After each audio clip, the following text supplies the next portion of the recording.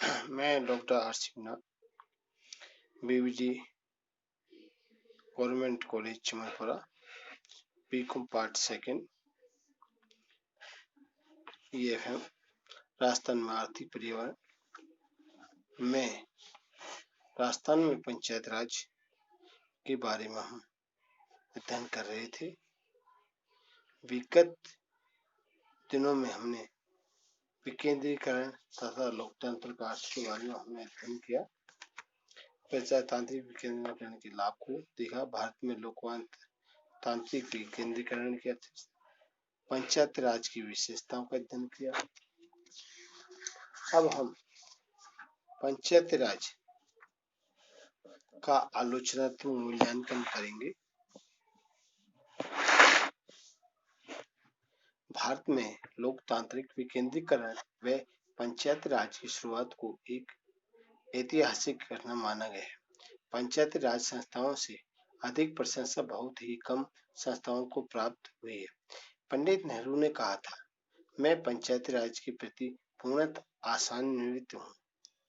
मैं महसूस करता हूँ कि भारत के संदर्भ में यह बहुत कुछ मौलिक एवं क्रांतिकारी है। प्रोफेसर रजनी कोठारी के शब्दों में, इन संस्थाओं ने नई स्थानीय नेताओं को जन्म दिया, जो आगे चलकर राज्य और केंद्रीय सभाओं के निर्वाचित प्रतिनिधियों से अधिक शक्तिशाली हो सकते हैं।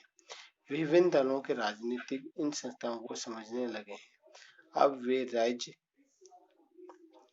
विधानमंडल के बजाय पंचायत समिति और जिला परिषदों को तरजीह देने लगे हैं।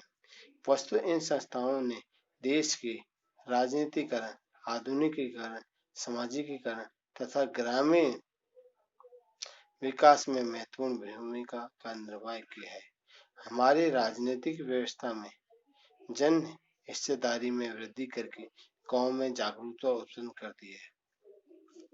उपलब्धियां, अचीवमेंट्स, देश में पंचायत राज की निम्नलिखित उपलब्धियां रही हैं। समझ का विकास, डेवलपमेंट ऑफ अंडरस्टैंडिंग।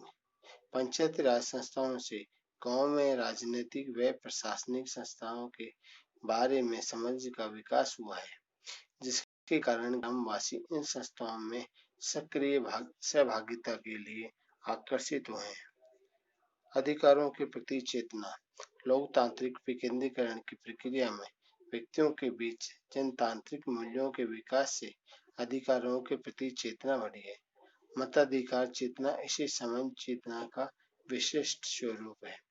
गांव में भौतिक विकास, पंचायती राज व्यवस्था ने न केवल ग्रामवासियों के मानसिक विकास में योगदान दिया है, बल्कि गांवों के भौतिक विकास में भी कारगर भूमिका निभाई है, जिससे गांवों में परिवहन, सिंचाई, पेयजल, शिक्षा एवं चिकित्सा सुविधाओं का विस्तार हुआ है। इससे सामान्य ग्रामवासी के जीवन स्तर में आंशिक सुधार भी आया है। शिक्षा, पंचायती राज व्यवस्था के माध्यम से शिक्षण संस्थाओं की शुरुआत ने साक्षरता का प्रतिशत ही नहीं बढ़ाया, बल्कि गांव के व्यक्तियों के विचारों व मूल्यों में परिवर्तन के लिए भी कार्य किया है। सामाजिक बुराइयों का समापन, पंचायती राज व्यवस्था के लागू होने के बाद गांव में सामाजिक बुराइयों के समापन के लिए भी एक वातावरण तैयार हुआ है, जिसके अंतर्गत मृत्यु भोज, छुआछूत, बाल विवाह, दहेज प्रथा तथा महिला अत्याचार जैसी सामाजिक समस्याओं के समाधान की दिशा में कार्य किया है। पंचायती राज के कारण अब गांवों की अवहेलना करना आसान कार्य नहीं रह गया। गांवों के पिछड़े वर्ग में चेतना आई है। गांवों की स्त्रियां भी राजनीतिक कार्यकलापों में भाग लेने लगी हैं। गांवों का जागरण राज्य स्तर की राजनीति पर दबाव डालने में सक्षम हुआ है। जातिगत, धर्मगत और अन्य प्रकार के हित स्थानीय दबाव समूह के रूप में प्रकट होने लगे हैं। दबाव समूह की राजनीति अब नगरों की बखूबी नहीं रह गई है। ग्रामीण जनता को अपने अधिकारों और उत्तरदायित्वों के विषय में नई जानकारी मिली है। पंचायती राज नई मांगों को जन्म देकर गांवों को आगे बढ़ा रहा है। गांव वालों में आत्मविश्वास की भावना जागृत हुई है और उनमें स्थिति सुधारने के लिए भाग भरोसे न बैठकर कुछ कर गुजरने की प्रवृत्ति पनपी है। पंचायती राज के फलस्वरूप एक महत्वपूर्ण तथ्य यह सामने आया है कि ग्रामीणों के मस्तिष्क से अधिकारियों का भय जाता रहा है। अंग्रेजी शासन के युग में ग्रामीण नौकरशाही की शक्ति से आतंकित थे।